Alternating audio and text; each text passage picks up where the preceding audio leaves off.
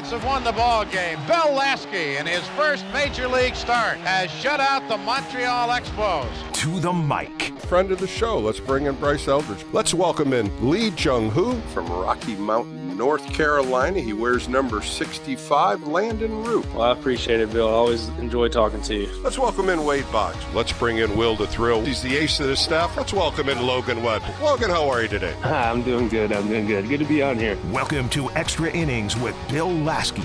Giants sweep the LA Dodgers. Sponsored by Lunardi's Markets of the Bay Area. Quite simply the best. Right here on your exclusive home of the San Francisco Giants. KNBR, the sports leader.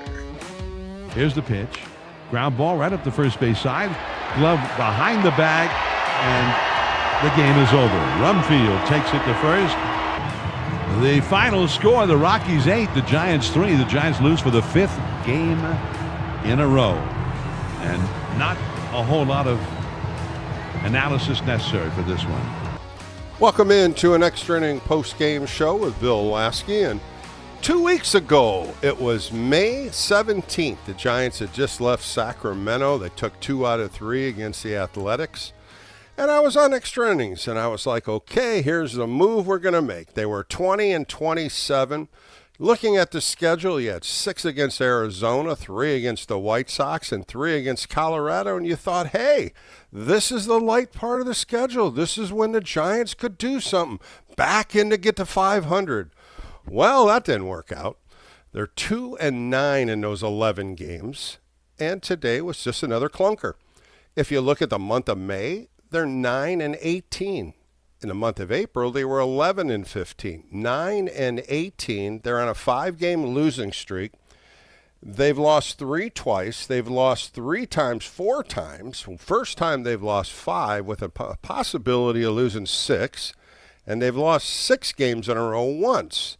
So the losing streaks continue. The hitting has gone backwards once again. And now the Giants are looking in Colorado to be swept by the Rockies. The Rockies are 22-37. The Giants are 22-36. That's right. They're almost equal with the Colorado Rockies. Disturbing, upset. Oh, it's just been ugly, and that's what I can say. A 5-game losing streak once again, and it really started right off the bat. The first inning, Ryan Feltner threw 7 pitches. 2 fly balls to center and 1 fly ball to right. That's right. That was it. 7 pitches. First inning over. On the other side, Adrian Hauser goes out there and throws 37 pitches in the first inning. Walks 2, both the walks score. And that's what he's doing. Giving up runs right off the top. Right off the top of the game. You're giving up 2 runs on walks. In Colorado, you can't do that. Matter of fact, the Giants walked 4 players and 3 of the 4 scored. A hits by pitch scored. It's this ugly baseball. And on the offensive side, Ryan Feltner threw 63 pitches in 6 innings and didn't walk a hitter. And the Giants in 6 innings had 5 hits against them. That was it. Twice in this game, in the 3rd inning, Haas gets a base hit. The very next pitch, Drew Gilbert hits to a 5-6-3 double play. A base hit in the 5th inning by Jung-Hoo Lee. Next pitch, Matt Chapman hits into a 4-6-3 double play. This isn't good hitting. There's no approach. There's no a mindset of what we're doing at the plate. 63 pitches, 41 for strikes. Think about that. He threw 63 pitches in 6 innings at Coors Field, and the Giants got 4 hits in those 6 innings. 4. No runs. They didn't score till the 8th inning when Bryce Eldridge hit a nice double down the right field line and Drew Gilbert hit his 3rd home run. Those were the only 2 runs they scored after 8 innings. They got another run in the 9th inning with Jung-Hoo Lee, who's hot as a pistol. He hits a triple, and Matt Chapman brings him in. They lose 8-3. They were down 8-0 after 7 innings and had no life. No life whatsoever. Their pitching was pathetic. When you look at what Adrian Hauser did in 3 2/3 innings, he threw 92 pitches. 92 pitches in 3 2/3 innings. That's usually about 7 innings, 6, 7, 8 innings. He just didn't have it today. Couldn't even throw a strike in the first inning. 37 pitches he threw, only 18 for strikes. So you see how this game started. It translated right into a Rocky win. And after 7 innings, they were done. It was 8-0. Sure, you could have come back against Colorado and in Colorado, but you only hit 1 home run in 2 games. The Rockies have hit 5.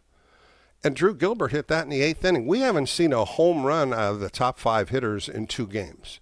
Matter of fact, if you look at the top 4 hitters today, Adames, Arise, Schmidt, and Devers, how about 1 for 16 today? 1 hit, and that was Casey Schmidt, and he hit a double to right center field and stayed there 3 straight outs after that. 1 for 16, 4 strikeouts. You can't win games like that. You're in Colorado. You're in Coors Field. This should be blowout games. You should be double-digit in runs, double-digit in hittings. You hit the ball really well yesterday, 6 runs, 12 hits. Today, nothing. Nothing against Ryan Feltner. Just came off the IL. Really. And he had 6 pitches, a fastball, a slider, a changeup, a curveball, sinker. Nothing overpowering. He nibbled on the corner. He got ahead of you. He got ahead of hitters 13 out of 20, which is pretty good. But a lot of Giant hitters are swinging at a lot of first or second pitches. When you only have 63 pitches in 6 innings, something's right here for the pitcher and something's wrong here with the hitters. You're not waiting for pitches. Again, no walks, no discipline, no thought pattern, no deep counts. That's not big league hitting. That is not big league hitting. Something's got to change. Something's got to change in the philosophy of how they're hitting. And I keep saying about Coors Field, come on, we all know Coors Field. You should be able to hit 4 or 5 home runs a game. A fly ball carries out of there.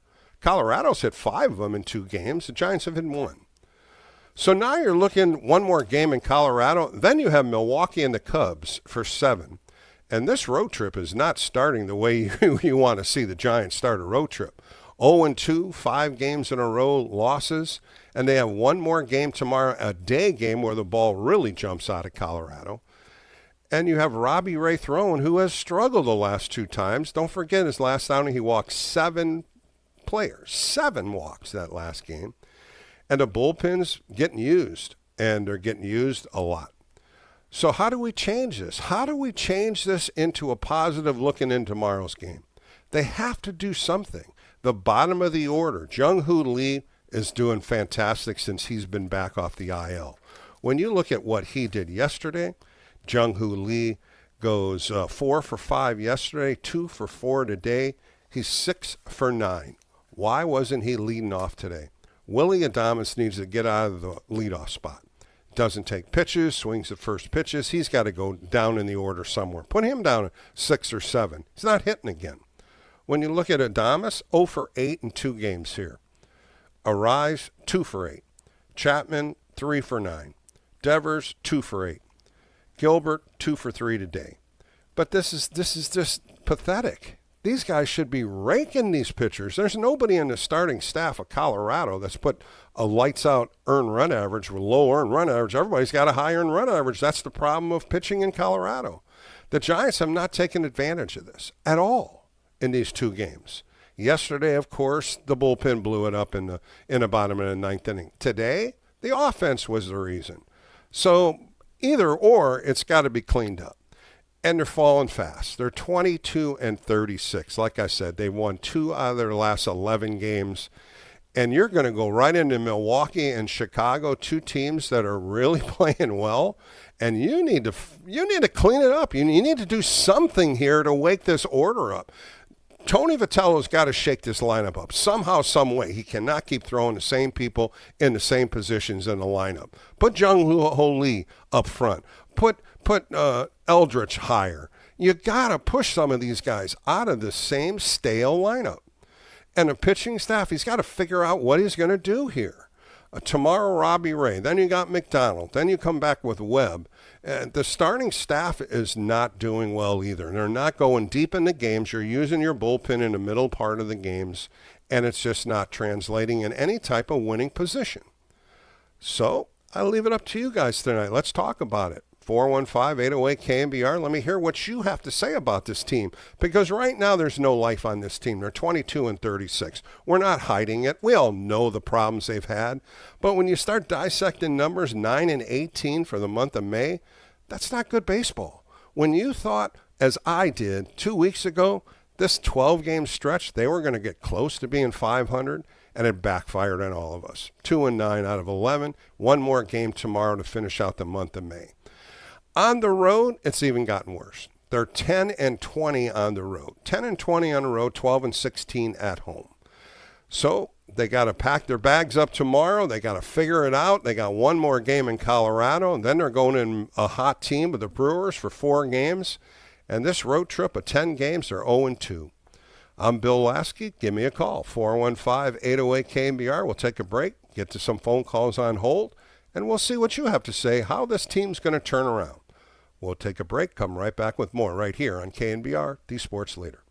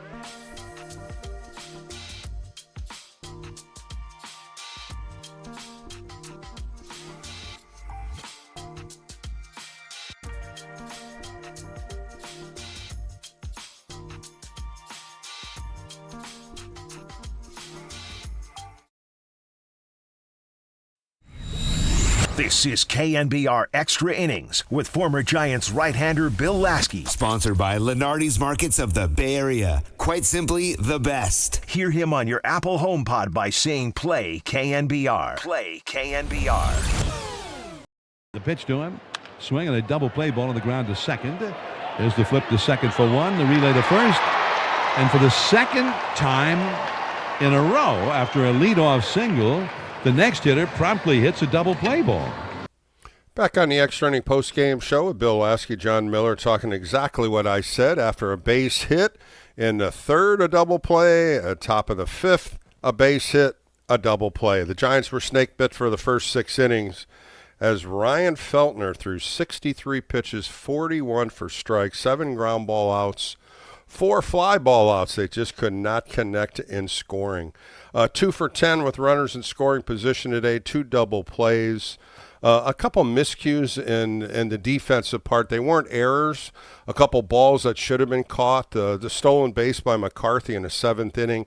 One first question, the first thought I thought is should have even been stealing because they were still, in a chance to win a game. I mean, you can't just throw at a guy or throw at him the next time up because he tries to steal a base. That throw was perfect. Haas put it right there, and Adames missed the ball. If he catches the ball, he's out. Umpire was ready to call him out. So those were the kind of miscues. A ball hit out to left field. Adames, I don't know where he was running to. I thought Schmidt could have easily caught that ball. Adames was running. Schmidt, of course, an experiment in left field, was letting him try to catch the ball. That drops in. Things like that can't happen. That's not good baseball. That's not good defense. And I am putting a target on Adames. Adames is just not playing good shortstop. And it has to get better. And I don't know what you can do. Maybe you sit him for a game or two and bring up Koss again or put Schmidt there. The defense side bugs me when some things like this happen because that's not true baseball. And you got to hustle. You got to make sure you're concentrating on the ball when it's hit. And today, a couple of those plays by Adames I thought were just a weak effort. And I'll leave it as that. Tomorrow, Robbie Ray's on the hill. He's 3-6 with a 4.6 earned run average. The big number here is 13 home runs he's given up in 58 2/3 innings. A right-hander, Tanner Gordon's throwing for Colorado. He has pitched in 8 starts. He's got a 5.8 earned run average. 32 1/3 innings. He's given up 41 hits, but he's struck out 33. He's given up 6 home runs. So that's your starters' first pitch tomorrow on KNBR here at 12:10. All right, we got a full board. Let's talk some Giants baseball. Let's go to Rancho Cordova and talk to Daniel. Daniel, you're on a Saturday evening post-game show. How are you? Hey, Bill. I'm okay. At least one of my teams won tonight. And who was that? Spurs fan by OK. Oh, yeah, that was a good game. They won 7th game. Oh, yeah. Good game. Much better game. It was nervous, but I want to talk baseball. Yesterday, I was left wondering, how on earth are the Rockies so low in the league standings by the way they were playing? Then, as if I wasn't part of my own conversation, I was thinking to myself, wow, the Rockies and the Giants are well evenly matched. And then I thought, oh. I'm looking at the standings. Yeah, they're about half a game away from getting passed by the Rockies in the standings. I'm sure that won't last. I'm sure they'll start winning games again. I don't know when. It just feels like they've given up. I miss Verlander. We had him last year. God, I loved every start he had. We cheated him out of wins because our offensive support wasn't there. But man, oh man, Verlander was such a sight. Well, the thing he brought that veteran leadership. He brought some spirit in the clubhouse. He gave him a little extra when he went out there. You had opportunities to try to win. He kept you in the ball game. Those are all things that I remember about him last year, especially when he started winning in July and August. He was throwing really well back then. Finished out the year well, and this year he kind of couldn't find a team, and he was trying to get back with the Tigers. That didn't work out, and I think his time now is waiting to be voted into the Hall of Fame. Yeah, especially with that injury. It's kind of dogging him, right? Yeah. Is he even back? He's still on the IL, isn't he? Yeah, it never got healthy. And, you're talking about a pitcher that's almost 40 years old. So, he was up in age, and the thing about it is he tried his best. Buster took a chance on him, and he did keep the Giants in a lot of games. And, of course, right back then, it's the same thing they're doing now, up and down in their offense. And, Daniel, it's just the same thing. It's a plateau of hitting the ball real well one game, and the next game they're dead for 6 innings. Today they were dead for 7 innings against the Rockies in Colorado. It just didn't make sense to me. Well, right now, their run differential is negative 61. Yeah. Does that mean they have to make up 61 runs to make 500? Pretty much. Pretty much. You got to get more runs than the opposition. That's how you get those negative runs out. During their horrible start in April, after that horrible start, I had a prediction that they would scrape up to 500 by the end of April. And God, was I wrong. I'm just glad I don't bet money on my predictions. Yeah, Daniel, that's how I kind of started the show today, because I felt after the Sacramento series, when they came back and won those 2 games, they were 20 and 27. And I looked at the schedule, and I was doing my extra inning post-game show, and I said, this is the part of the schedule, because you got Arizona for 6 in the NL West. You got the White Sox in Colorado. I really felt these 11 games were going to go the opposite of what they did. They're 2 and 9 and 11 with 1 left. I did not see this falter by this team. I felt the momentum was going that way. The schedule had turned this way. And, of course, Arizona takes 6 straight from them, which is really a gut punch. And they've lost a couple, walk-offs. So it hasn't had any kind of light at the end of the tunnel, and it's getting gloomier, not brighter. What's telling about this? In April, what was special about the 22nd and 25th of April? Do you know? The what date was it again? The 22nd and the 25th of April. They beat the Dodgers. They won 2 out of 3 against the Dodgers in that series. Yeah, and they were within 2 games of 500 in those 2 days in April. That's the last time they were within eyeshot of 500, and it's been downhill since then. That road trip when they lost 6 in a row hurt them. That really stung them when they lost 3 to Pittsburgh and then they lost 3 to Tampa Bay. That was one of the tough road trips that I'll never forget. That was just ugly baseball for those 6 games, and of course, you just couldn't score enough, and the pitchers threw good. It's just like it is now. The starting pitchers today, Hauser, he didn't have it in the first inning. He battled, but he could tell he couldn't throw a strike. And you walk the 2 out of the 3 first hitters, and they both score. It was giving up runs in the first inning to Colorado, and the Giants, a 7-pitch first inning, 7 pitches, that's all they threw, or 3 pop-ups. That, to me, is not a great game plan of hitting.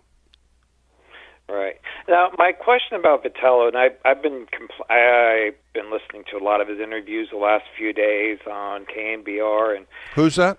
Listening, Coach Vitello. Oh, yeah. I think, they said, he had such a huge winning percentage in college, and he's a great 750. Coach. Right. And I'm thinking to myself, maybe his lack of losing, maybe the fact that he hasn't had to seriously coach a team from, down below to get them up, maybe he hasn't really learned how to coach yet. Now, he just got used to being in a great organization with a great coaching staff to help him with teams that will be highly successful, and hasn't really, is he really coaching? I don't even know. I mean, is it possible that he's just kind of winging it, Well, he's not winging it. You're getting prepared. They're doing great preparation before the game. They're doing infield. They're doing, PFPs. He is making things happen on the practice time. But when it's game time, man, the situational hitting, the in-game defense, the in-game pitching, it just hasn't clicked. The expressions on him is just dull. I don't see positive expressions on him. I don't see that fire in him that I was hoping to see. And you hit it right on the head. Maybe he just doesn't know how to get out of a rut. He's never been like this before as a head coach. Never been in it. Never been in a rut. And that's a great point, Daniel. And we got to find out what he's going to do here, because this thing can't spiral into 20 losses or the next 10 losses in a row. They can't do that, because the Giants fans don't deserve that. and this team's got to get shaken up. And how Buster and Tony's going to do it. They're too talented to be this much of a loser. Well, Daniel, thanks for the call. I got a couple more calls I got to get to. Let's go to Redwood City and talk to Bob. Bob, you're on an extra inning post-game show. Tough game again today. The Giants have now lost 5 in a row. What's your thoughts today, Bob? Well, this for me to enjoy the product a little bit more, I'm kind of more eager to go down the rebuild road and, start that process. And I think tonight was a good game to, two players that hit pretty well was Gilbert and Eldridge. They both, produced. And I really like that a lot. So I thought maybe make some changes to the lineup. And I think you mentioned it earlier. I would love to see I would put Devers on third, bench Chapman for maybe a week, and then put Eldridge on first, get him more playing time, catching the ball as well. Then I would put Schmidt at shortstop and Adames, take him out for a while as well. And I agree right there. Guys, I'm right there with you, Bob, with Adames. Get him on the sidelines for a couple more games. He is not hustling as far. I don't think he hustles hard enough for me. The lackadaisical defense today was enough for me, not catching the ball when McCarthy stole. He took his eye off the ball. The little fly ball to left field, as I talked about, he didn't really sprint after it. He didn't dive after it. It was lackadaisical defense to me. And to me, he's got to sit and get that fire back on him. I love your thoughts about Eldridge. Get him on the field. Let's see him play first base. I think that's what we all want to see. And like you said, maybe Devers plays third. Maybe Devers goes to the DH role for a couple games and get Eldridge on the field. Let's see what he can do with the glove.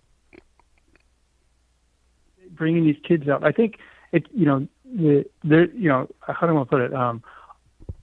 To be a pro ball player for a long time, you have to adapt. And Devers tonight was embarrassing. He misses that high fastball 3 times. Yeah. And you watch him, they sucker him with the low pitch, and he's missing that high fastball. Somebody the elevated has to tell fastball. Him to, yeah.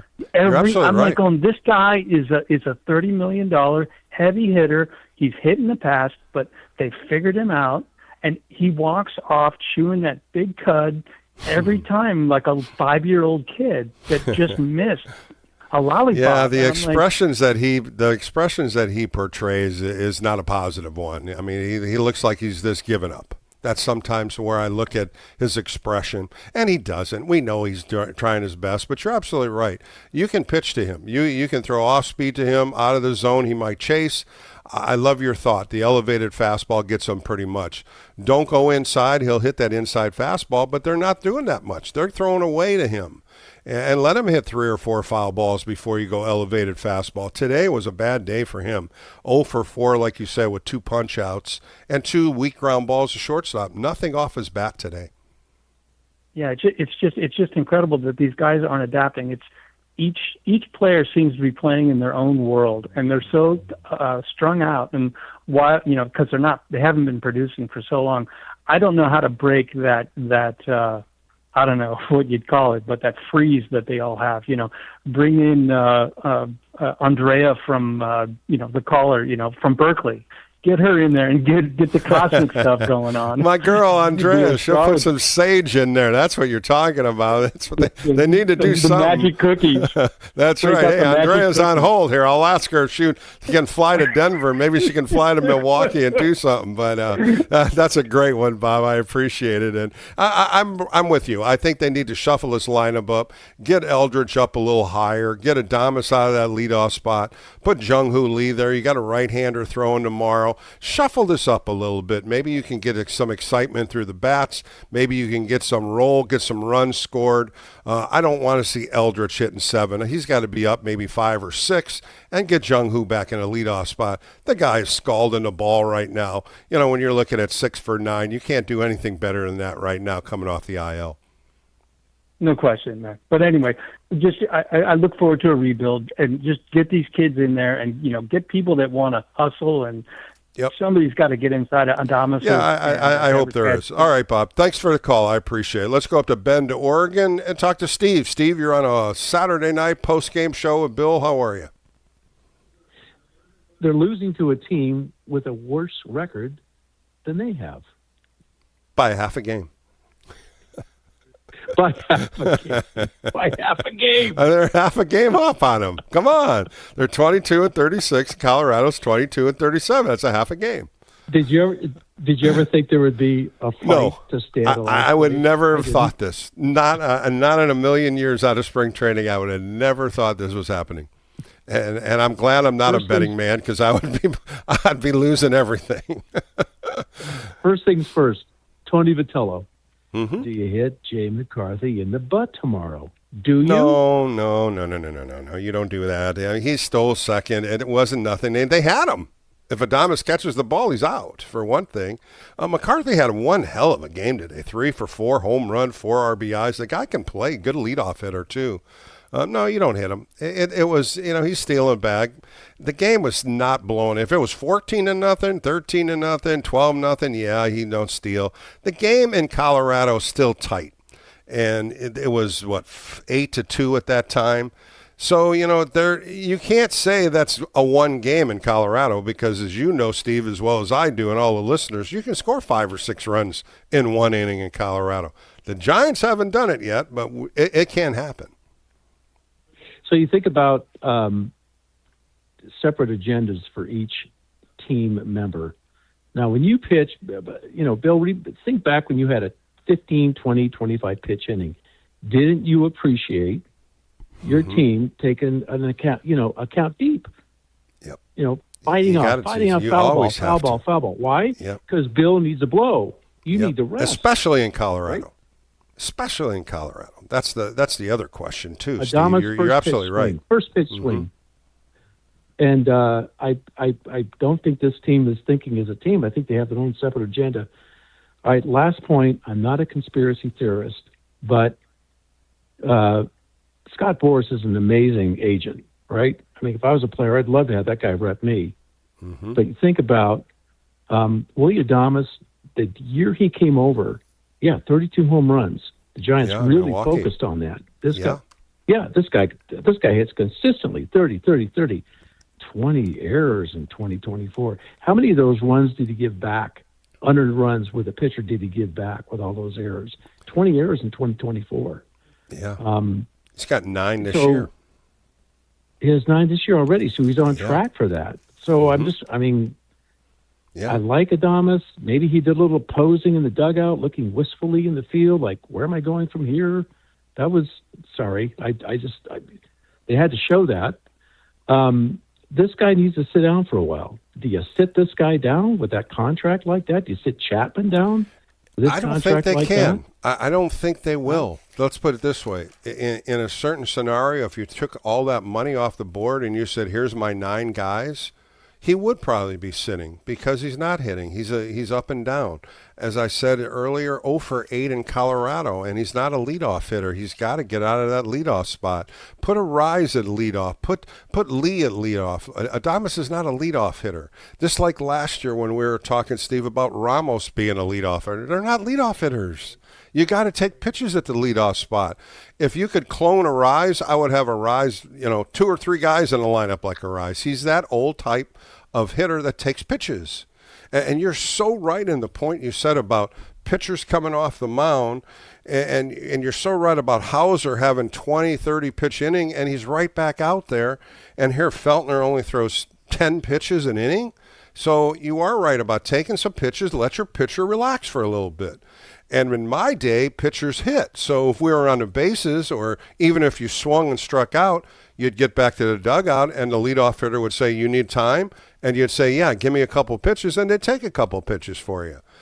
They don't think that way. And I don't know why they don't think that way, because the starting pitchers need a little time in between innings. But that's a valid point, Steve. You were a decent base runner, Bill. I remember you. Sometimes, I go back in time like that. I hit 129. I bunted very well. Joe Morgan taught me how to bunt, but you know what? It was the point of, if I was on base and, I had to run from first to third or second to third. Yeah, you want some time just to take a breather. You have to, because everything off a pitcher is your legs.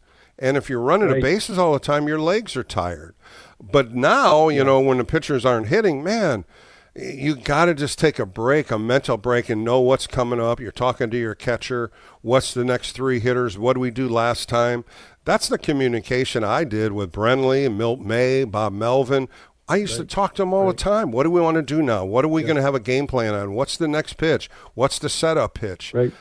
I don't know if they do that. I see Webb looking at the board a lot. I see a lot of guys mingling. Yep. But, man, we talked a lot, and you could talk about all the starting pitchers. The catcher sat right next to him, and you just start talking about what was next, what's the next inning, or what happened that past inning. That's old school baseball, but that's good baseball. That's what I always taught. Yeah. It's team thinking. It's a team. These guys are on separate agendas. Sands, Lee, great game. This guy's trying to prove himself that, look, he's trying to, win himself to the hearts of fans. One other point, and this goes beyond the Giants of the, 680 is the flagship station of the Giants. I'm trying to understand, so Bochy and Dusty Baker are on the Giants payroll. We don't have to go here, but I'm thinking, are they listening to their input? Is Tony listening to it? Is leadership listening to it? And if not, does that preclude, forgive me here, but one of those guys stepping in for Tony and saying, Buster saying, I just don't think it's happening. I'm reading a couple reports saying, hey, is Tony going to make it through the road trip? Is Tony going to make it to the All-Star break? I just don't think Buster Posey's going to cut that rope. I don't. I think there'll be more changes and maybe the bullpen, bring some guys up from AAA. A guy I got on tomorrow, Drew Kavanaugh's hitting the hell out of the ball, a left-handed catcher, a left-hand hitting catcher. Maybe you bring Rodriguez and switch him. Rodriguez isn't playing that much. There are some life in AAA, but again, you don't want to start pulling cords on guys, and I'm not ready for a rebuild. Everybody wants to do it. This team's got talent. It just hasn't worked yet. And you said it. Is Tony that guy? Is Tony that guy that's going to bring that leadership to him? I'm not in that clubhouse. I'm not on our road trips. I'm reading. I'm looking. I'm seeing as much as you are. So we'll find out. But this team is just not playing good baseball right now. But, Steve, it's always a pleasure talking to you on the weekends. All right, we're going to take a quick break on the Extra Inning post-game show. Don't go anywhere, callers. I'm going to get to you. We got more calls on their way, 415-808-KNBR. And we'll continue talking Giants baseball right here on a Saturday night on the Sports Leader.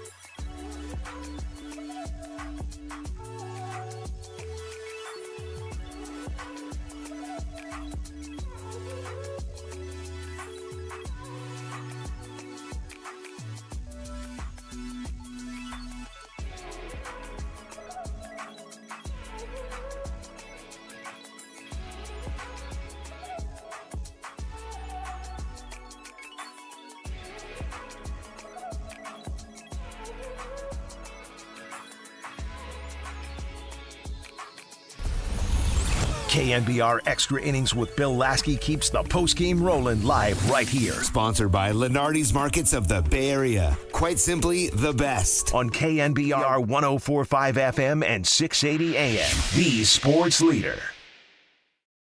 We need to take a little more pride, I think, in it's ideal to not have last night occur, but, bounce back. And I got the vibe like we were in a position to do that. The first 6 outs we had at the plate would say that, but getting in a hole makes it a little tougher.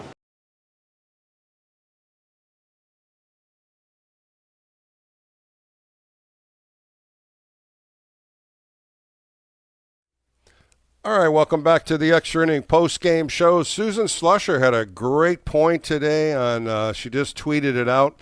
The Giants have lost 10 in a row to division opponents, and if they get swept by Colorado tomorrow, they will be in last place. Good line right there, Susan. If you count the games, they lost their last 2 against the Dodgers. If you remember, they split that series. They lost 6 straight to Arizona. Now they've lost 2 to Colorado. The National League West are beating up on the Giants. All right, Giants lose today 8-3. They've lost the series already. One more game tomorrow. First pitch right here at 12:10. All right, let's get back to the phone lines. 415-808-KNBR. Got a few lines open. Let's go to Santa Rosa and talk to E-Rock 707. What's going on, E-Rock? Hey, thank you, Bill, for having me on. And, I got to say, I do enjoy listening to you. And it takes a lot to get me to call KNBR. It's been a long time. But let me tell you, brother, this team has inspired me to just be completely disappointed and upset with the way things are going. They just, I can tolerate a lot as a fan. I'm usually pretty optimistic. But this team has no fight. They have no heart. The 2 guys that are supposed to be the leaders, Adames and Chapman, just look like they don't want to be out there. Adames looks like he's forgotten how to play baseball. We paid this guy $180 million.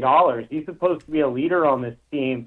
And if you want to know why the team is tanking, it starts with those 2 guys. They're supposed to be the leaders. And you're absolutely They're right. Supposed to be And E-Rock, you got to throw Devers in that too. I mean, when you look at the three guys that are supposed to be leading this team, you mentioned 2 of them, Adames and Chapman, and Devers is the other one that's making big money too. And the way he started and the way he's gotten better, and then he goes back into a slump. I loved what a previous caller said. He had 2 little weak ground balls to shortstop. They threw perfect to him, outside, inside, elevated, strike 3. 2 strikeouts. So you got to throw all 3. But what I saw out of Adames today really kind of sparked, I was a little upset at the ball that was thrown by Haas to second base. He didn't even look at the runner, didn't even look at the ball, and he missed the ball. And then the little fly ball out to left field, he wasn't even running hard for it. Why was it even running? Let Schmidt come in and catch it. The leadership role with Adames at shortstop is fading really quick by me. Yeah, and there's no accountability on this team. Who's holding these guys accountable? I mean, it starts with the manager. Obviously, Vitello, he's not doing his job in that respect. I understand he's brand new. They're trying to develop him. They've given him all the tools with Washington and Wotis on the bench by him. He's got Baker and he's got Bochy on speed dial. So I'm a little more lenient on him because I know he's learning the pro game, But look at his roster. He doesn't have a bullpen. He's got nobody that can bat over 230 outside of Arise. I mean, they did not set this guy up for success on the field. If you put it on paper, though, E-Rock, I'm going to stop you. If you put it on paper, if you put all these numbers on paper, and if they played the ability of, they always say, the baseball card, you do have a good team. And I will battle you that way.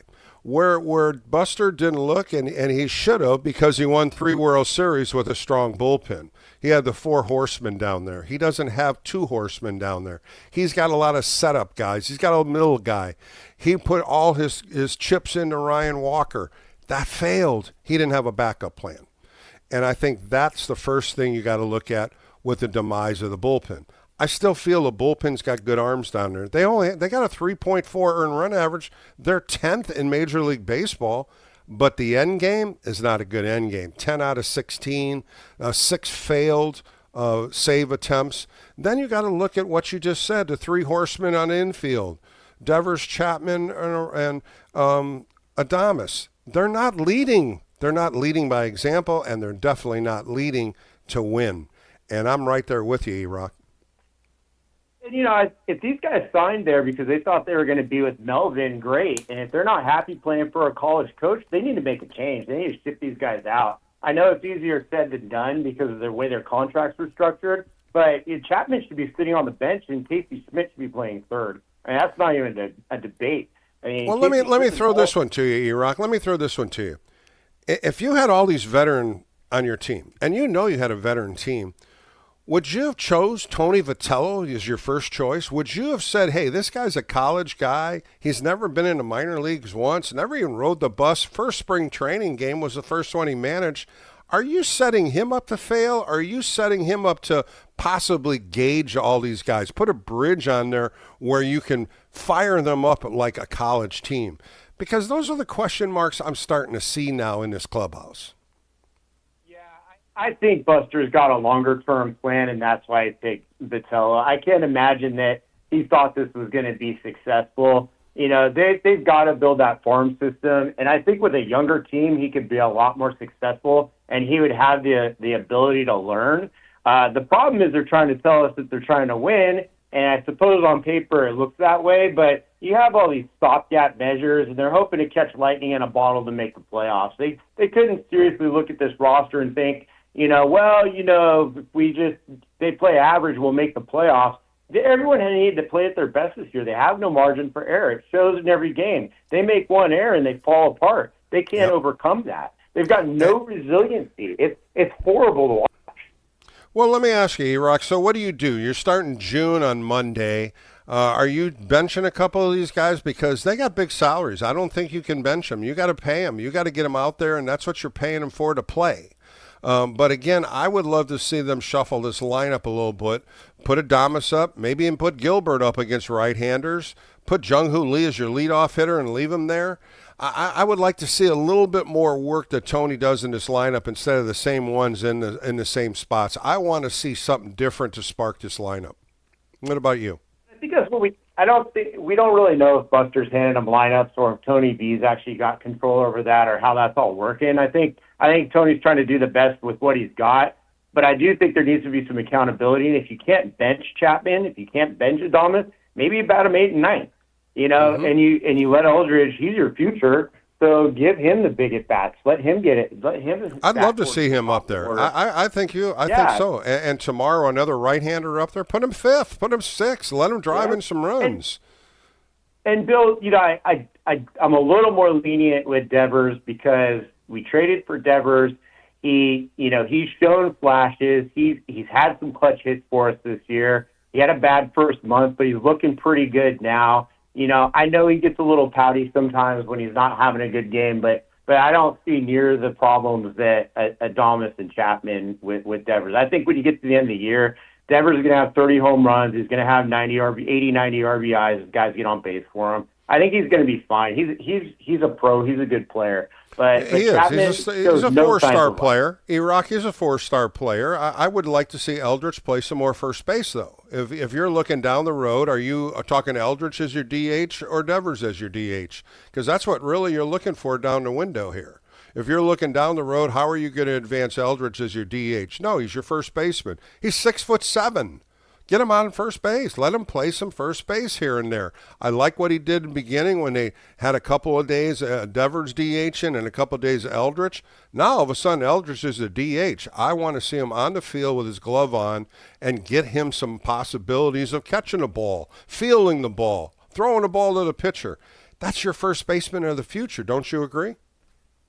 Oh, yeah, absolutely. I know they said Washington's been working with him on his defense. All day, every day. That's important. But at this point, where your season's at, you just got to get him out there and get him the reps. I mean, that's going to benefit you more for this season's lost. I mean, and the worst part, they can't have better than a 10th draft pick next year because of the way the new draft and tanking rules work. So they got the 4th. Well, they got the 4th pick. They got the 4th pick, and I think the 29th pick. They get 2 good picks in the July draft coming up, and that'll be interesting on what happens in that 4 slot.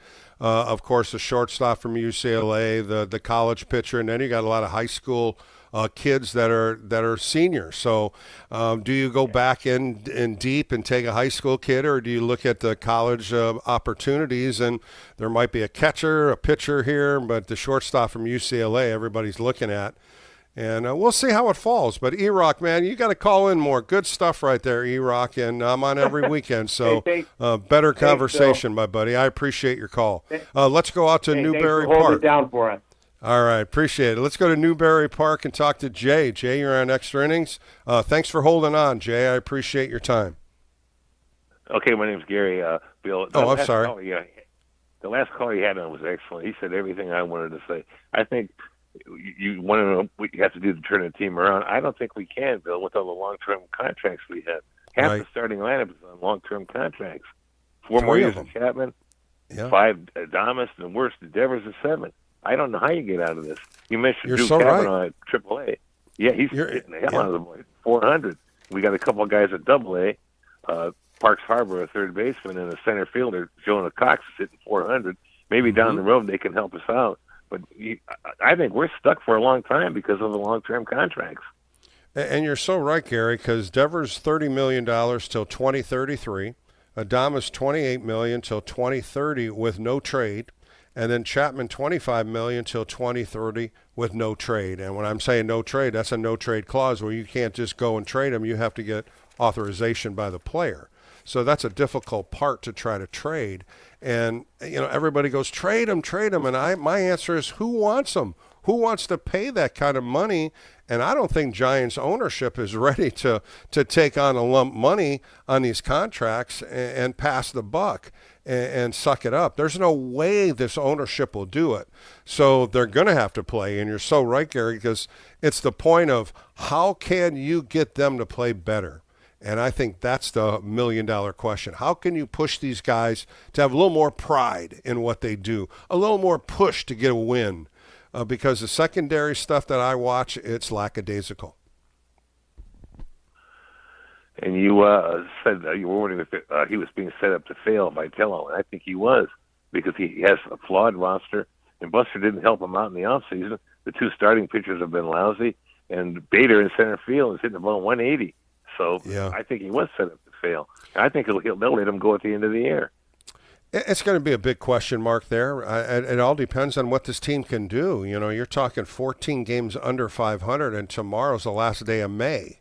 And July is not an easy month when you're playing Milwaukee, the Cubs, Atlanta, again, Miami, again, Arizona. I mean, there are some teams. You got the Cubs, 2 straight weekends. They're playing good baseball.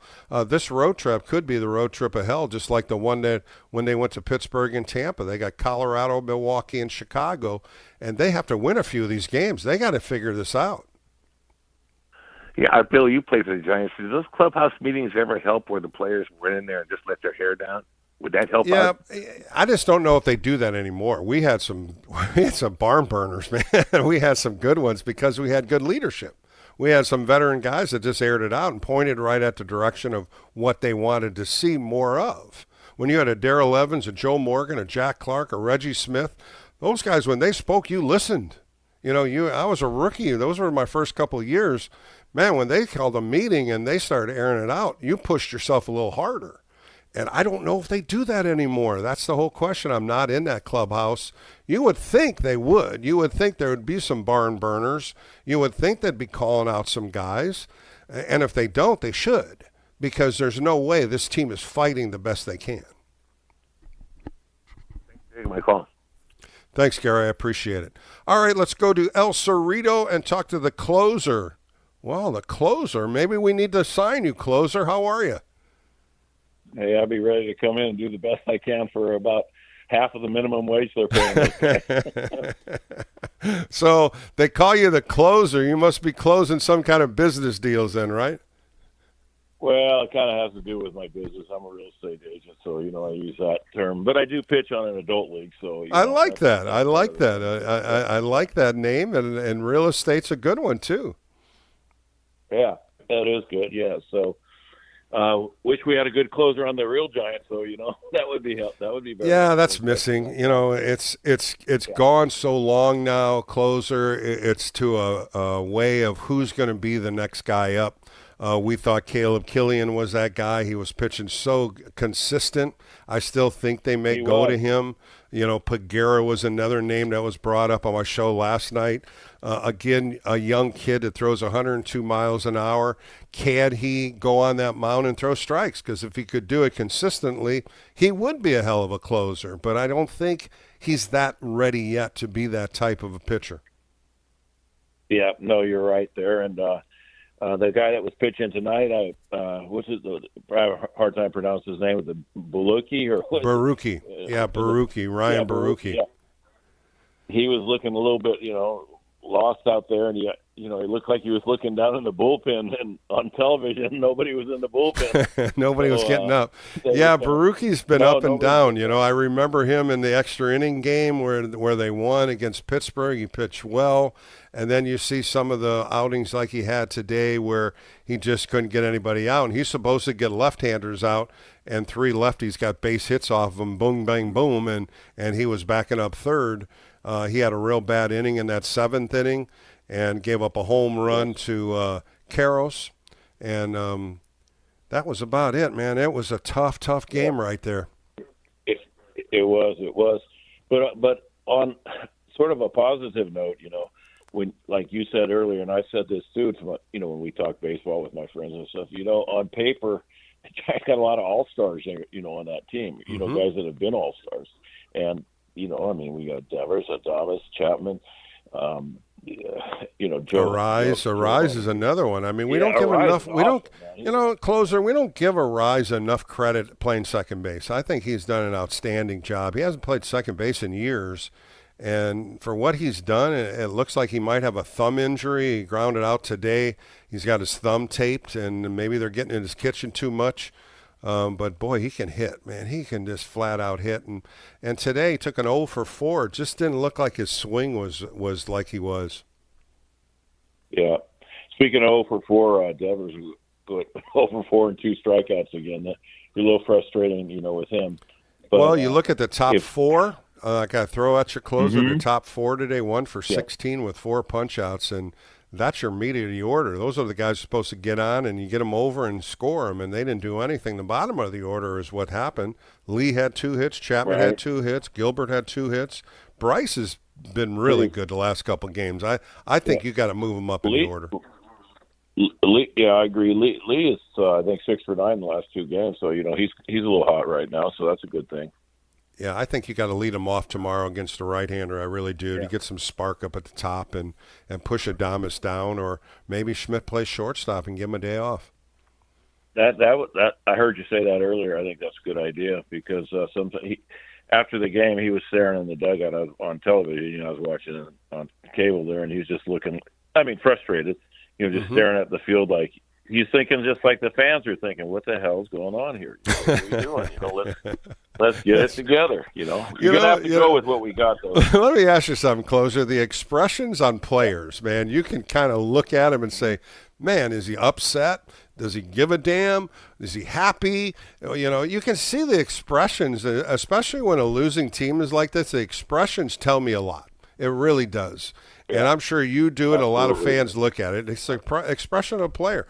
When he hits a ground ball and he doesn't beat it out, the helmet throw, and Ramos used to crack his helmet all the time, and Devers used to throw his bat. Sometimes he just lays it down after he strikes out. I really watch that. And I think you do too, and fans do it too. I watch pitchers more than anything, and sometimes I'm like, God, he just gave up a home run and he doesn't give a damn. And, man, when I gave up a home run, I was mad as hell. I was stomping. Said, I'm not going to let that happen again. Yeah. Well, Closer, thanks for the call tonight. Let's see what happens tomorrow. Yeah, we got to go with the team we got, though. There ain't no getting rid of those guys like you said, Yeah, I agree. Well, thanks for the call. I appreciate it. Let's go up to Portland and talk to Greg. Greg, how are you up there? I'm ready for you, Greg. I'm ready for you, Greg. I'm Debbie Downer tonight. I think everybody is right now, Greg. It's pathetic today. Losing 2 games, losing 5 games. As in Susan Slusher said, the last 10 NL West games are 0-10. There's nothing here that we can grasp to say, hey, we're going to get on a winning streak. That's right. So I wanted to talk to you about 2 things. I wanted to talk to you. Make me feel better. I'm in despair. I haven't called in for about 3 weeks because I've watched this down this spiral. Well, a couple of weekends ago, as I said in the beginning, when they left Sacramento, I really felt there was something going on. They won 2 out of 4 in L.A. They took 2 out of 3 from the Athletics. They were 20-27, and you looked in the forecast of seeing 6 against Arizona, 3 against the White Sox, 3 against Colorado. I really felt that was the part of the schedule where they could get back to 500. And boy, oh boy, was I wrong. They're 2-9 in 11 games. Yes, you were. So,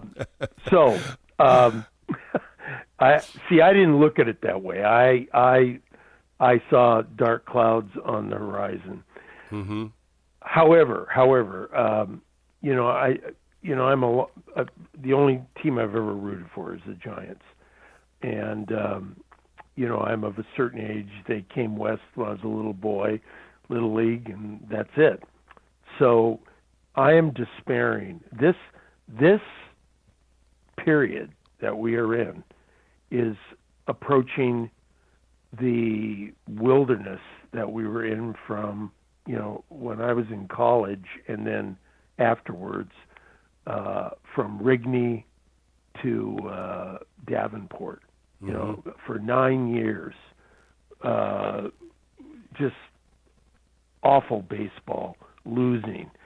And the worst of it was Robinson. And that's when I, I just was calling out. and by the way, Robinson has been judged along with Showalter as the worst manager of all time, at least in the modern era. He was my first manager, Greg. Frank was. Yeah, I know, and a lot of people like him, but as a fan, I'll put it mildly, I didn't. Mm-hmm. He took his Hall of Fame baseball career. The record's Greg. there. Yeah, but he took his Hall of Fame baseball career and tried to get every player to play like a Hall of Famer. And he pushed you, he hollered at you, he screamed at you, he didn't like you. Yeah. He'll tell you that. Yeah. And you know what? Some people liked it, some people didn't. Some people hated him, some people didn't. And all I can tell you is he gave me an opportunity to pitch in the big leagues, and that's where I can thank him. Okay, I'm not going to get an argument with you about Robinson. Oh, sure. That's fine. Okay. I'll just leave it at this. There are guys that are great coaches and teachers, and they never did the sport. Mm-hmm. And guys that were great at the sport that they did, and they couldn't teach a fish to swim. Mm-hmm. I'll I leave agree it with at both that. those. I agree with that. I totally agree with that. Okay. However, forget Robinson and all this stuff. It's just a real bad time right now. And as a fan, a guy that knows a little bit about baseball, knows historically quite a bit about the Giants in San Francisco, we're in the wilderness. And it's my observation as I'm an old coot now. I'm over 70, 71. But I did play sport up until college and competitive athlete. It's my observation that this team has no leadership. And you need leadership in the locker room, whatever sport there is. But particularly baseball and hockey are 2 sports where you really need that. And this team appears to me to have no leadership whatsoever. And pair that with, I think Tony Vitello is completely in over his head. He's not a bad guy. He was everything at Tennessee, but that's the college game, and you and others have brought this up this evening. He's been brought into the San Francisco Giants, not just the major leagues, marquee franchise, everything, and he's expected to, manage this, and you just put this all together, and that's why you're 14 games under and spiraling down. You got valid points, Greg. You really do have valid points there, and it's something that Buster had to have thought about before he made that move. He had different options that he could go to, and now he's stuck with this, and I don't think he's not going to let him go. I don't think that's going to happen. I think what they're going to try to do is somehow, some way, get this team fired up and play better. But I don't know how they can when the rut is just getting deeper and deeper and deeper. Yeah, I agree, Bill. So I'll stop with Tony V, and I'll go back to a team that seems to have no leadership. I mean, I don't know these guys from Adam, but if you don't have anybody that'll fire up the clubhouse, the locker room. See, tomorrow to me is if I was on that team, I'd say, we have got to win this game, guys, to right the ship and save our season, maybe just to get to 500. And we've got to play this game tomorrow like it's the 7th game in the playoffs.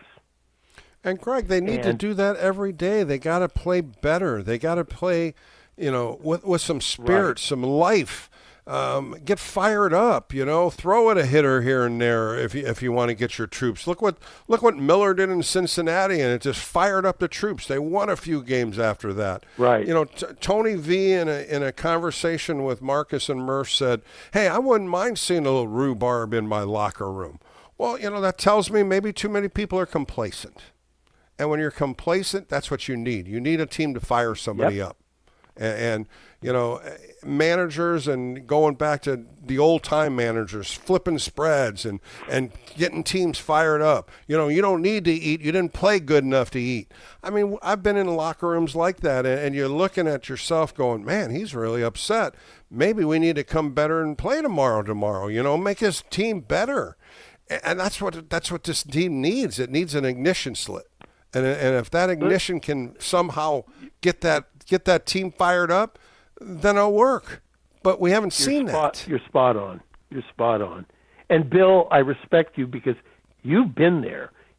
I got cut out of JV baseball when I was a sophomore, but you understand. But you understand the game, Greg. You've watched it for so many years. You understand the good teams, the teams that are in the middle, and the teams that are faltering. And the teams that falter don't have that leadership. They don't have those players to fire up the troops. I'm waiting for Devers to go on a 10-home-run spree in 1 week. I'm waiting for Adames to get 3 or 4 hits every game. These are the guys that were supposed to be doing this, and we haven't seen that consistently. No, we haven't. Consistently. We need a couple of guys, and I'll let you go. Bagwell and Biggio. We need a couple of guys like that. I hear you. And you know what? Man. We do have one. He's called Luis Arise, and he is Sparkplug. Casey Schmidt, Sparkplug. Bryce Eldridge, Sparkplug. But we got to get the main 3 going, and these main 3 go up and down, up and down. They have to be the rock here. They have to be that solid point that you build off of. We haven't seen it. We thought we had it. In the beginning of the year, we thought we had it. It just didn't happen. Greg, thanks for the call tonight. It's a pleasure always talking to you, buddy. Appreciate it. Let's go to Chris in Santa Clara. Chris, thanks for holding on. How are you on a Saturday evening? Hey, my suggestion is that we all need to encourage Vitello to find his testicles and to be willing to tell Buster to go and F himself, because Vitello now needs to he needs to put himself out there as he is the face of the franchise, and that he's not an employee. He has a 3-year contract. And if for some reason, aside from doing something completely nuts, but just simply by standing up for himself, if that gets him fired, fine. He walks away with his $10 or $11 million in cash out, and he can hang out with his family for a while, and he'll find something other cool to do within a year or two. Do you think he'd want to do that, Chris? Do you think he's ready to push the chips in and say, I'm done? I've done my best. We're 22-36. I'm giving up. Do you think he's that type of person? The opposite. I'm saying exactly the opposite. I'm not saying do that. I'm saying when I mean go tell him to F off, it means if he wants to sit players, run this team the way he ran the University of Tennessee. I mean, you mentioned it yourself about the secondary types of baseball that we all know that you can tell when somebody's dogging it, or at least they're not putting everything in. I mean, that's the place where fans are, I think, more disturbed. I think fans are upset about it. No question, Chris. I think fans are upset. I think we want to see better pushing yourself. We want to see better. Let's give me all you have. Running down first base bothers me when they don't run down first base. When I see a rookie like Drew Gilbert running down first base on a double play and he's jogging, that bothers me.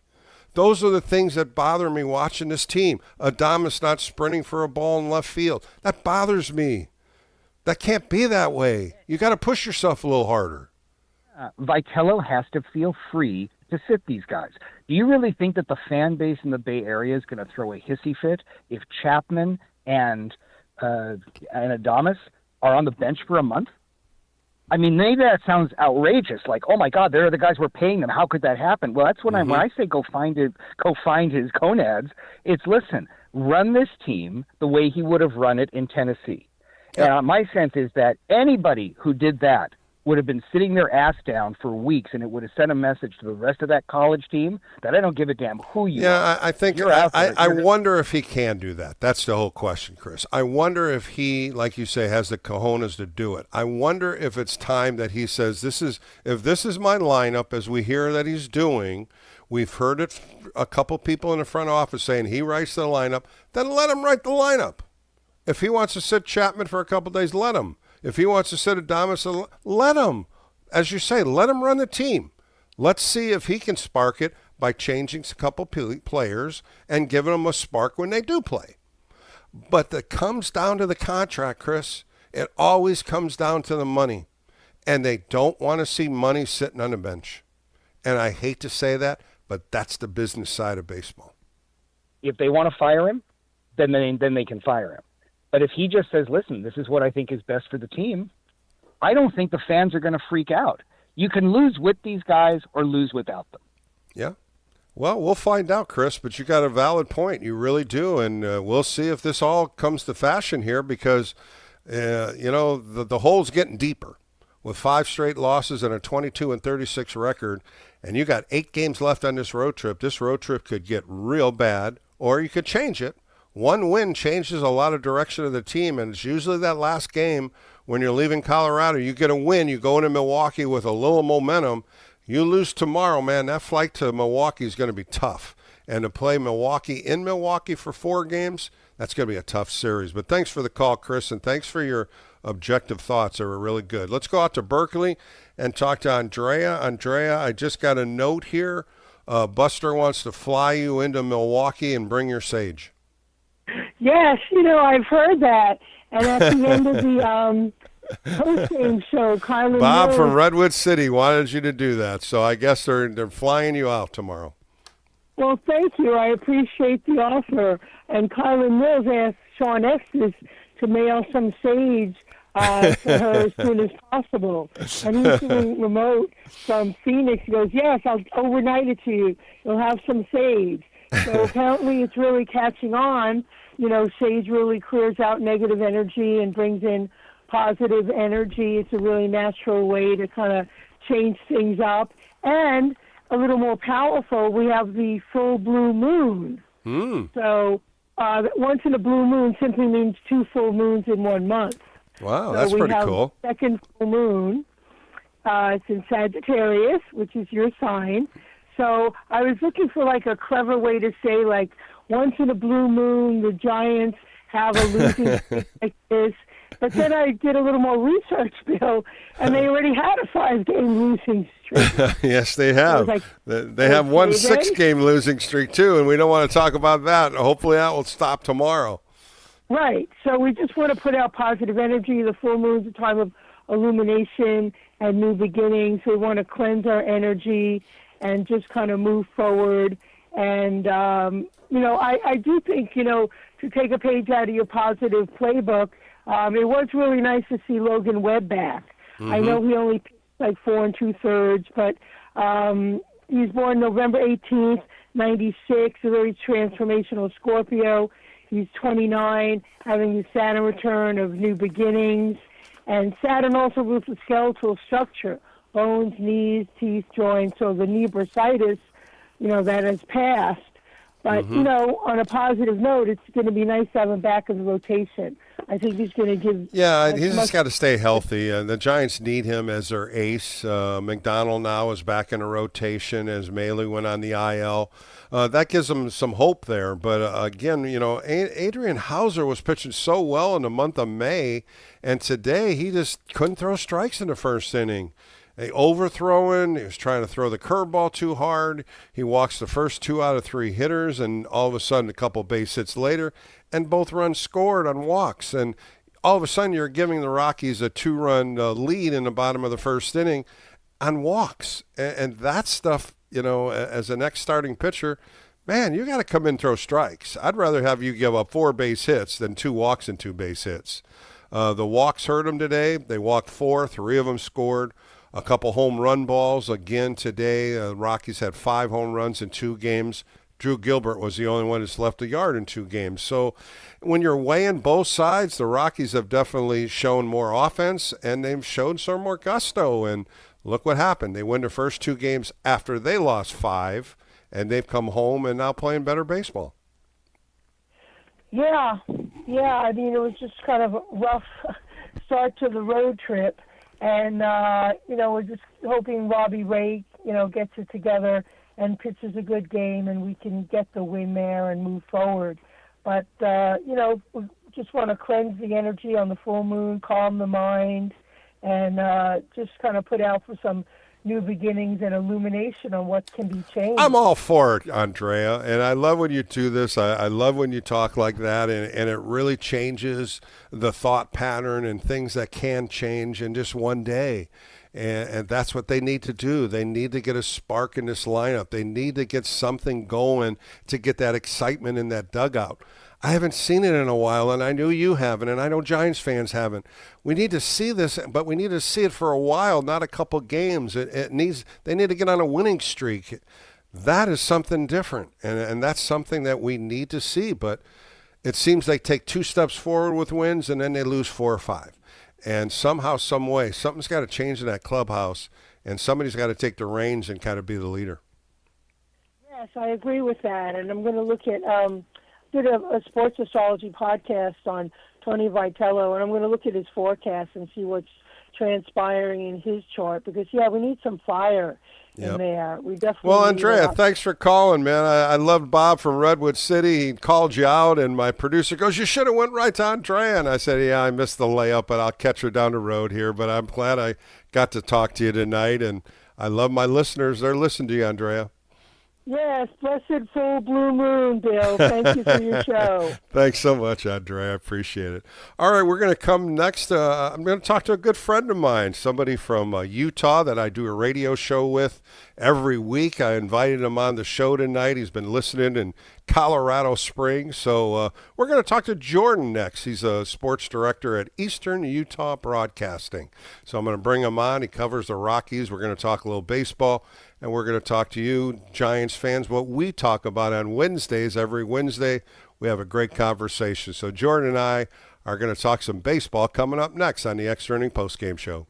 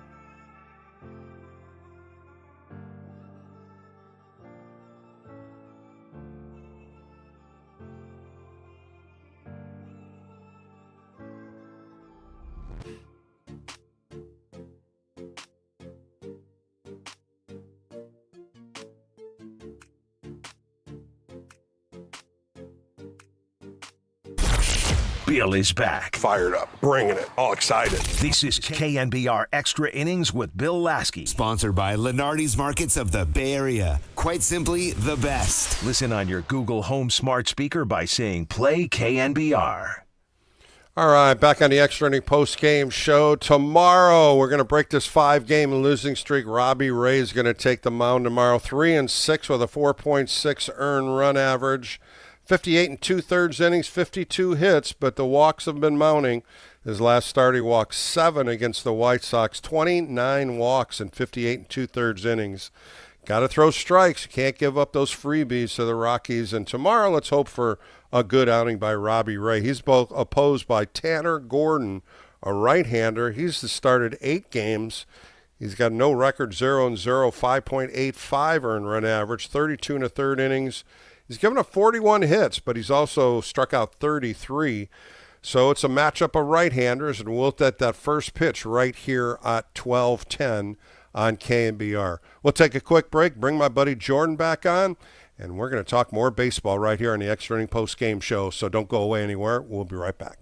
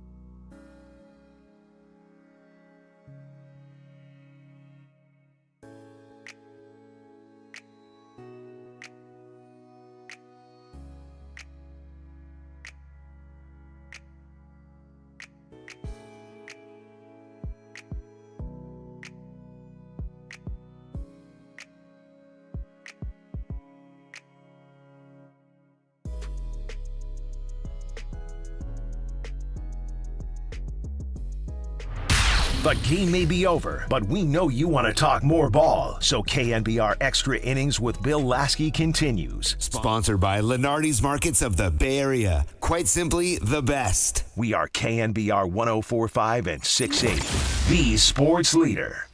All right, back on the Extra Inning post-game show. We're going to change it up a little bit, invite a good friend on. Jordan and I have been doing a talk-back sports show for many years. He works in Utah, contacted me one year, and we started doing this where we talk all baseball. We talk divisions. We talk some funny things about baseball, and we do it every Wednesday, so I want to bring him in. He's the sports director at Eastern Utah Broadcasting. He's a host of Drive Time Sports on KOAL 107.3 FM and 750 AM in Utah. Let's bring in Jordan Buscarini. Jordan, how are you, bud?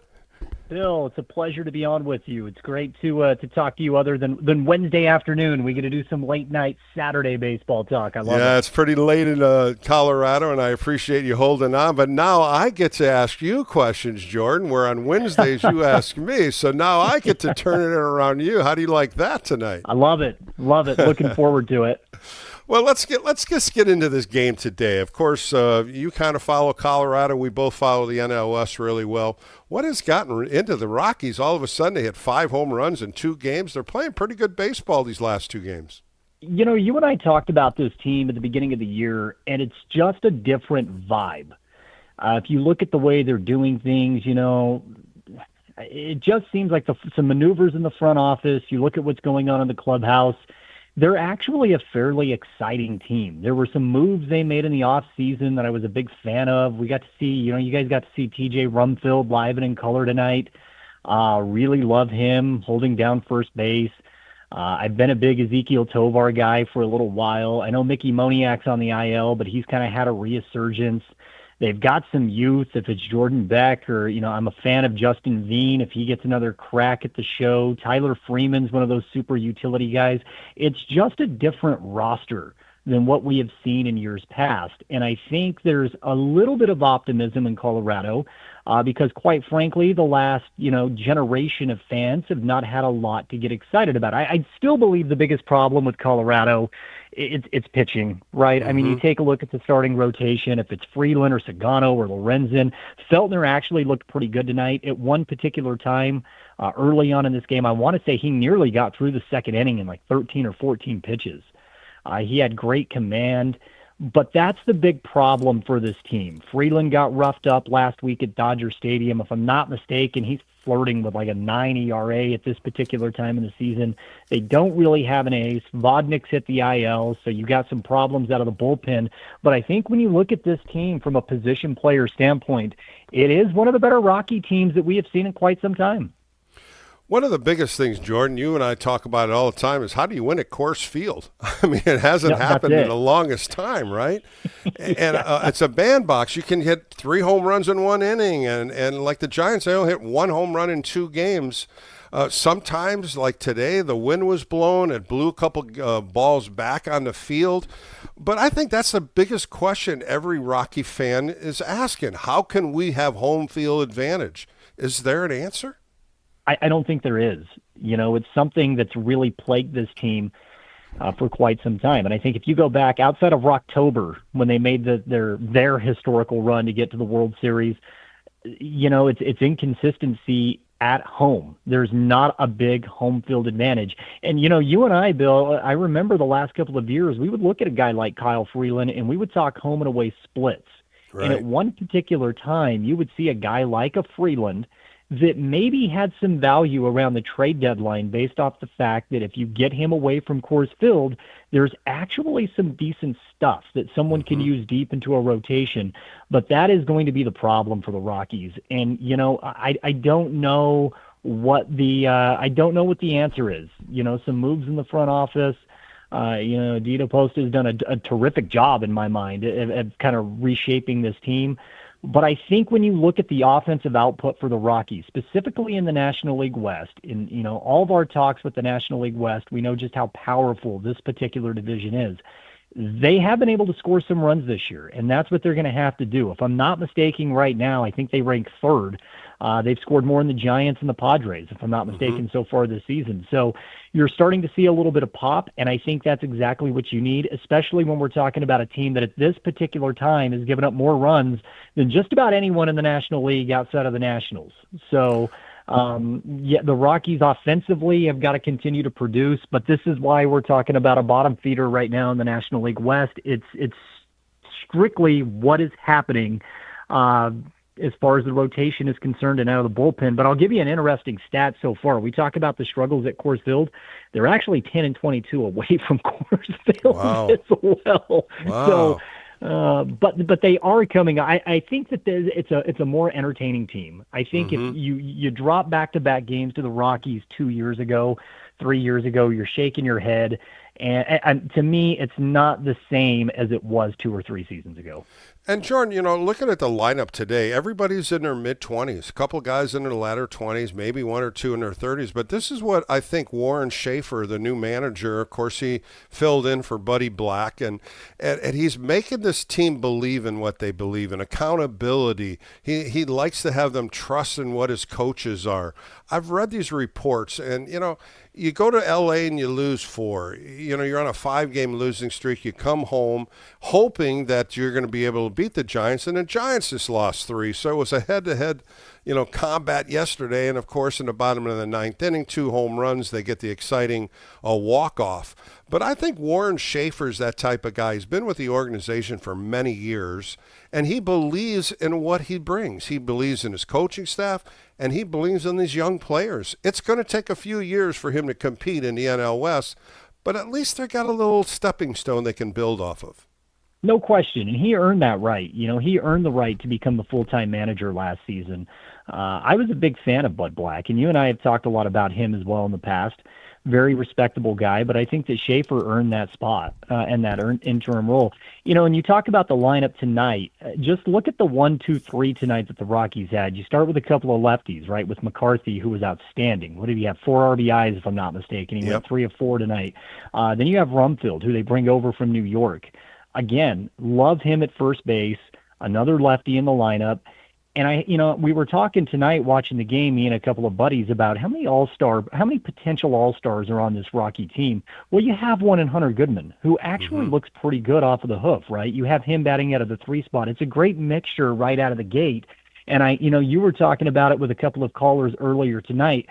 The fact of the matter is, Hauser was completely uncomfortable through the first 3 innings in this game tonight. What was it, 92 pitches through 3 and a third, 3 and 2/3? 3 and 2/3, yep. Yeah, he was completely uncomfortable tonight, but the Rockies have a pretty nice mix at the top of that lineup. I think you're absolutely right. I love Jake McCarthy. I've always liked him. He's center fielder. He goes, gets them, gets the gaps. And as you mentioned, 3 for 4 today. He hit a bomb to right field, 4 RBIs. A great leadoff hitter. And when I talk about my Giants leadoff hitter, they don't watch enough pitches. McCarthy watches. He's a perfect leadoff hitter to get the ball in play, and he's got some pop. He watches pitches. And that's where I want Jung-Hoo Lee on the opposite side of the Giants. I like him as a leadoff hitter. Of course, you and I talk about Luis Arraez all the time, just one of the best hitters in baseball. I would love to have a couple of those guys on the Giants too, Jordan. Well, I mean, you talk about Lee making his return. What was he? He was out for about, 2 weeks, week and a half? Yeah, a couple of weeks for the back strain. Yeah. And getting that pop back last night, he was phenomenal. Solid again tonight. I agree with you as far as moving him up in the lineup. I'm a big fan of the way he plays. We know what type of speed he possesses if he gets on early. I think you look at the lineup tonight with Adames out of that 1 spot, it doesn't really necessarily make sense to me, especially having Lee in the back half of that lineup. But at some point in time, right, we know that this is a guy that's going to hit 300 over the course of a season. We know this. That's the kind of potential that he has, and we know what he brings once he's on base. So as far as I'm concerned, they have a couple of guys. You guys have a couple of guys in this lineup that are more than capable of setting the tone at the top of the lineup. I just don't know that I necessarily agreed with the lineup tonight. I'm curious as to your thoughts on that. Yeah, I was talking about that earlier with a couple of calls. Bryce Eldridge, the 21 number one prospect, 21 years old. I want to see him up in the lineup a little bit more. He's getting better at bats. He's playing every day. Again, Jung-Hoo Lee was the leadoff hitter till he got hurt. Willie Adames is not a leadoff hitter in my eyes. He doesn't take enough pitches, and you need him down in the order a little bit. I like him in the third spot or even lower. Matt Chapman needs to go down a little bit too. So the middle of the order today was 1 for 16. 1 through 4 hitters. You can't have that in the top of the lineup, especially trying to generate runs in Colorado. 1 for 16 in Colorado, shaking my head. These guys should be more like 8 for 16, but it doesn't happen, Jordan. This team wins a couple games, they lose a few games. That's what the biggest issues with the Giants have been in this 2026 season. I look at their record, I'm ashamed of it. And you and I talk baseball every Wednesday. I'm ashamed to talk about a 22-36 team. They should be a lot better than this, and they just haven't shown it yet, Jordan. The lineup, the roster front to back, and I remember our conversations in the winter. There was a lot of excitement. There should have been a lot of excitement. I think when you take a look at the NL West right now, the Dodgers are obviously the cream of the crop. We know this. I think the Padres have played better baseball over the last little while. The Diamondbacks have been the biggest surprise to me. This is a team that's won 7 out of their last 10. But when you take a look at the bottom of the NL West, there's absolutely no reason for this particular roster in San Francisco to be 14 games under 500. And, you know, the other thing that is even more surprising as we prepare for the month of June, you drop tomorrow against Colorado, and all of a sudden you're in 5th place in the National League West. And I think it's pretty much inexcusable for a roster that possesses this much talent. Jordan Buscarini's on with me today, my good friend from Utah. We talk baseball every Wednesday. We go all through the year. We talk about everything. So we're going to move it around now like we usually do on Wednesdays, Jordan. Let's go to the NL East. Atlanta with 40 wins right now. They're 40-19. They're kind of getting a good lead. But Philadelphia with Don Mattingly sure got a little spark on them. They're 29-28. They're finally over 500. You think Atlanta runs away with this division? There's still some ground for Philly to make up, but I'll tell you, I love this Philly team. And we saw it again tonight against the Dodgers. They've got some pop deep into this lineup. You look at, potent offensive units, and you look at this Philadelphia Philly team right now, 1 through 9. I really enjoy watching this team, Bill. Now, There's a big gap between Philly and Atlanta right now. You mentioned it, Atlanta with 40 wins. But when you take a look at the way that Mattingly has kind of reversed this order, putting Schwarber back into the leadoff spot, you have to go Schwarber, Turner, Harper, Marsh, and Brandon Marsh has been phenomenal. He's been one of the best quiet players in the National League so far this season. Back half of the lineup with Bohm and Stott and Realmuto. This lineup is every bit as powerful as any of the heavy hitters in the National League, and it is a different unit with Don Mattingly leading the way. Again, big gap, 10 games right now between them and Atlanta. But for anyone that has the MLB ticket and you can just bounce around and watch late night baseball, Philly is one of those teams. I have a ball watching this team play. Well, we've always talked about the Mets. I've always said that they had a possibility of winning the NL East. I might have even picked them in our picks this year. I just felt they had a good team, but boy, they just haven't sparked at all. And the pitching has gone south. The hitting has gone south. What is going on with the Mets? What do you think they're going to do here? Are they going to sell in July, or do you think they're going to try to turn this thing around? This is a tough squad because I think you take a look at the rotation first off. Freddie Peralta does not look like the Freddie Peralta that we've seen in Milwaukee over the last couple of years. The numbers are down a little bit. The one bright spot for this Mets team, it's been Nolan McLean. I think he's been fantastic. You and I have talked a little bit about Devin Williams as well. I don't mind the bullpen between Luke Weaver and A.J. Minter. I don't mind it. Huskar Brazaban has been fantastic for him as well. So I think they've got the right bullpen pieces. But it's this offensive lineup, the Bo Bichette experiment, and it's so early. I mean, we're still talking about May, but Bichette and Lindor right now on the IL. Juan Soto, for whatever reason, has become a clubhouse cancer. It's just the way it is. It's true. You hate to say it, but I mean, let's be honest. The talent level here. I mean, we're talking about the Giants. The fact of the matter is, this New York Met team in dead last in this National League East at 25-33, playing better baseball as of late. I know they've won their last 3 games. What they need is a mid-season form Francisco Lindor, because for whatever reason, we know that by the time mid-June comes, Lindor looks completely different than what he looks like at the beginning of April. Every year we go through this. And Jordan, that's the player you love. You love Lindor. We always talk about him, and you just say, Bill, I don't know why he's not hitting. Why is he not hitting? He's feeling weight. He's just not hitting. And he gets in these slumps in the beginning of the year, Jordan, and you are constantly screaming about him at me. Every single year. And what's astonishing is we talk about him as being one of the game's elites, and we have yet to see him put a complete season together. If he could play the way he plays late June, early July, at the beginning of the season, but that's the way it is with Lindor. This Mets team, only 8 games under 500. They got a little ground to make up. But really, I mean, you take a look at the East and you compare it to the Central, where you have 5 teams over 500. The Mets are not necessarily in a hole that's insurmountable at this point in time. I would expect them at some point to surpass Miami, right, relatively soon. They're going to start climbing up the National League East, and before you know it, it'll be a 3-team race, although 15 games to make up at Atlanta is going to be difficult, but they should be in the top 3. Yeah, they'll be top 3 in this division. Well, let's jump into the NL Central, and let's talk about Milwaukee. Milwaukee is holding their own right now, 34-21, and of course we got to look at Kyle Harrison, who was a Giant at one time, got traded over for Rafael Devers with Boston. Now he goes over to Milwaukee, and now he's in the Cy Young race. What about Kyle Harrison and the lefty's been throwing well for him? Kyle Harrison and The Miz might be the most potent 1-2 right now in the National League. It's been phenomenal to watch. The Milwaukee Brewers are a complete comp to the Tampa Bay Rays in the American League. I think it's a fair comp. You look at the structure of the roster, you look at the way things have been put together, and even offensively, Jake Bauers has been fantastic. You got Andrew Vaughn, you got Bryce Terang. Jackson Churio, when he's healthy, has been great. Sal Frelick might be one of my favorite players to actually watch play. He has a hard time getting on base. Contact is definitely up. Doesn't hit for a high average, but when he's on base, he's very, very exciting. Christian Yelich out of the DH spot. We talked about the rotation. Abner Uribe, you and I talked about him last week for a couple of other reasons than his outstanding stuff.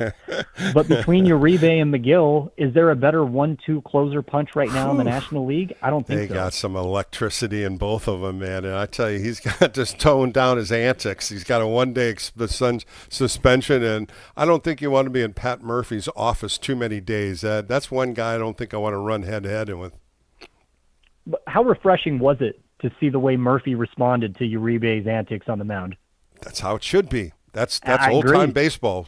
Yep. You know, Jordan, we talk about old school, young school. We talk about the active days. You know I'm an old school kind of guy. That's how you stop that, and that's what Pat Murphy did in a very professional way. And he did it quietly. He did it behind closed doors. And let me tell you, Uribe's not going to do that again. No, I don't think so. And you know what, though, Bill? I do want to point this out. As we're talking about the Central and we're talking about the Brewers, the Chicago Cubs played one of the worst stretches of baseball that we have seen in the early season, and they're right back in the thick of things. They got out of that. They're sitting at 32-27. They're right back in the thick of things, right, in the NL Central, and it's a team that I don't think we can necessarily close the book on. I think that over the last week, Ian Happ has found his form once again. He has been phenomenal at the plate. And this is a team that's had to deal with some injuries. And I think that this is I like this Cubs team. I know you like this Cubs team at the beginning of the year.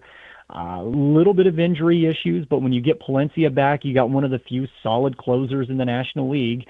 Those guys seem to be hard to come by. I like this Cubs team. Even with that stretch of ball they've played, they're right there with Milwaukee in the Central.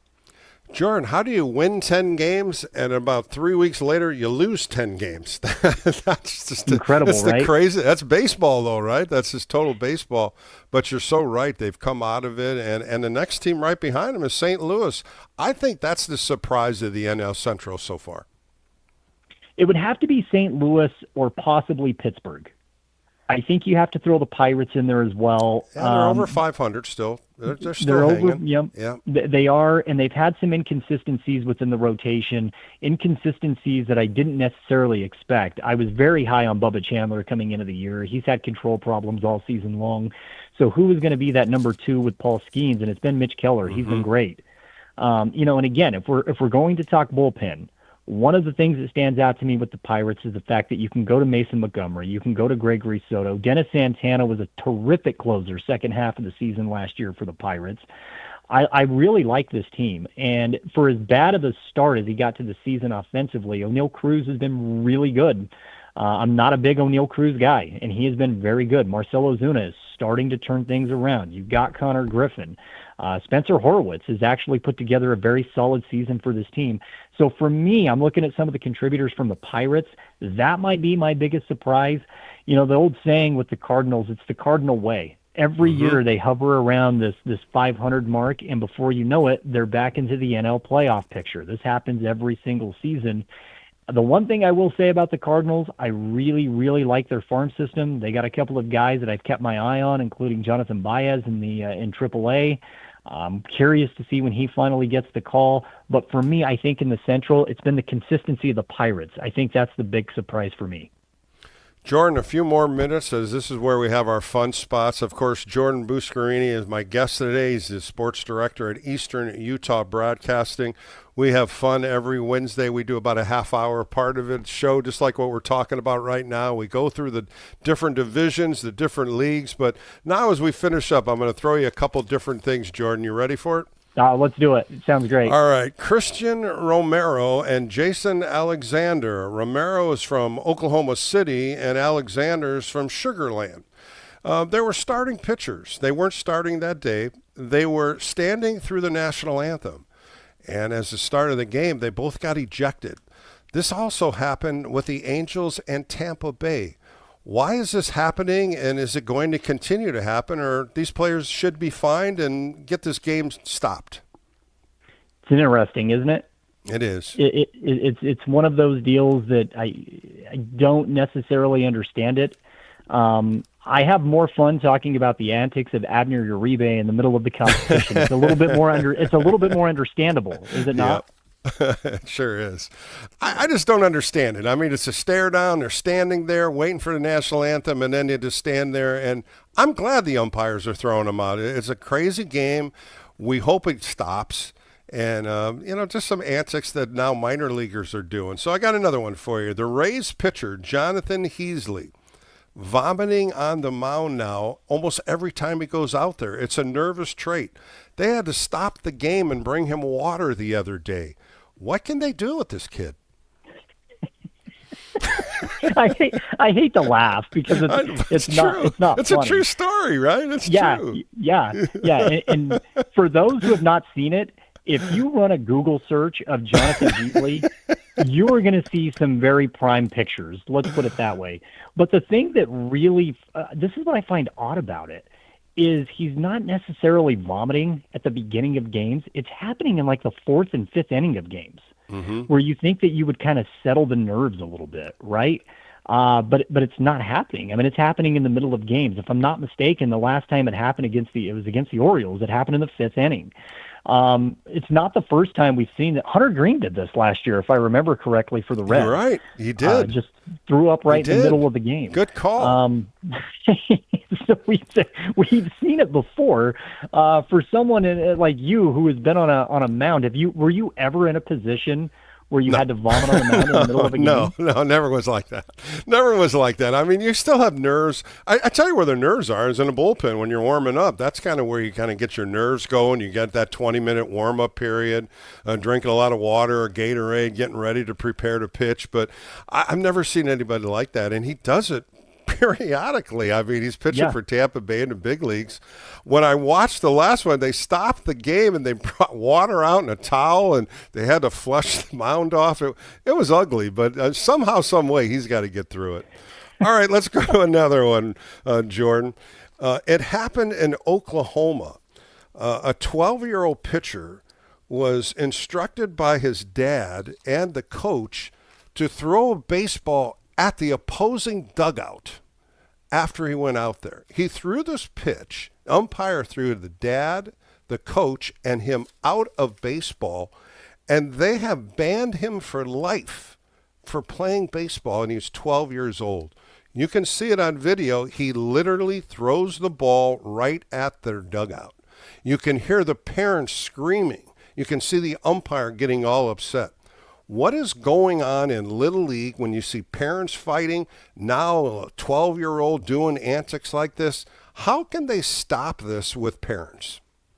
Parents are crazy. And, I say this often on my show. Adults typically seem to ruin everything. It's not typically the children. It's typically the adults that happen to ruin everything. In my area, I'm very, very, very interested in Little League Baseball. I say all the time, every kid in the United States of America should have the opportunity to play baseball throughout the summer. It's our country's pastime. It's the most beautiful game in the world. Those kind of antics out on the baseball field have absolutely there's no place for it, especially at this particular age. It's disturbing, and a lifetime ban. It seems fitting for something that's that despicable. I've seen things in Little League before, such as I can give you one instance that just stands out of my mind. A manager going out talking to a kid and the catcher purposely dropping his mitt, and the pitcher throwing at the umpire. I've seen that several times in Little League, and it's quite despicable when you think about it. I know I've asked you several times, going back to your days, about plunking, right? When you intentionally throw, do you intentionally throw? We're talking about kids doing this to other kids and other adults, and it's awful. It's got to stop, because you see it at a big league level, and you and I have discussed it. The big league level is totally different than college, high school, little league, pee-wee league, and I just don't like it. And it's got to start with parents not screaming so much. They're screaming constantly at games. They're constantly screaming at umpires. You're not playing the game. Let your kids enjoy the game of baseball. Let them have fun.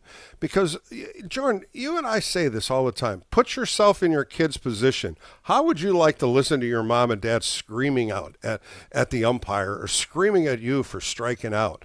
It's a shaming, and it's got to stop. And somehow parents need to chill out. 100%. Youth sports right now, in the state of Utah, I can tell you this. There are three things that bring out the worst in adults: slow pitch softball.